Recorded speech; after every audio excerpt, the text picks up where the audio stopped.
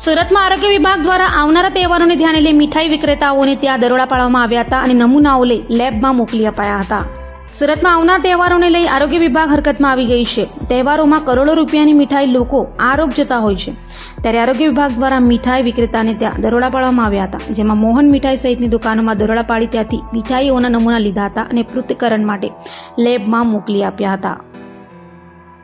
આપનો પરિચય? हाँ, food safety officer H S. Patel, Surat municipal corporation. હમણાં તહેવાર આવી રહ્યો છે, કઈ રીતે કામગીરી થઈ? હમણાં હાલમાં રક્ષાબંધનનો તહેવાર હોય, મીઠાઈનો ઘણી ખરીદી થતી હોવાથી હાલમાં આપણે મીઠાઈનું ઉત્પાદન થતું હોય, વેચાણ થતું હોય એવી જગ્યાએ આપણે સંસ્થાની મુલાકાત લઈ અમે સેમ્પલ લેવાની કામગીરી કરીએ છીએ. કોર્પોરેશનની વાત કરીએ તો કેટલી ટીમો અત્યારે આજે આ કામગીરીમાં જોડાઈ છે અને કયા ઝોનમાં કામ? હાલમાં અત્યારે કોર્પોરેશનના વિવિધ ઝોનોમાં કામગીરી ચાલી રહી છે કે જ્યાં આવી રીતના વેચાણ થતું હોય અને ત્યાં સેમ્પલ લેવાની કામગીરી ચાલે છે. એનો રિપોર્ટ ક્યારે આવી?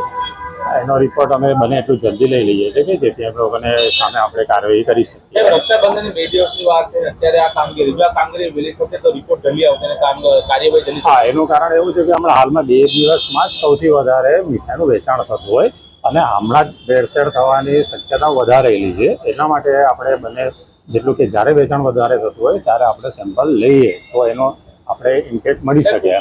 કોઈ ખામી આવશે રિપોર્ટમાં તો કઈ પ્રકારે કાર્યવાહી કરાય? એમાં આપણે જો એમાં કંઈક પણ રિઝલ્ટમાં કે એમના સ્ટાન્ડર્ડમાં ત્રુટિ જણાશે તો ફૂડ સેફ્ટી સ્ટાન્ડર્ડ એક પ્રમાણે આપણે એમના એજ્યુકેટિંગમાં કેસને દાખલ કરીએ. ત્યારે હાલમાં વિવિધ ઝોનોમાં એટલે કે આપણે કોર્પોરેશનના 7 ઝોનોમાં રાંદેર સેન્ટ્રલ ઝોન છે, અઠવા ઝોન છે, એવી જગ્યાએ કામગીરી ચાલી રહી છે.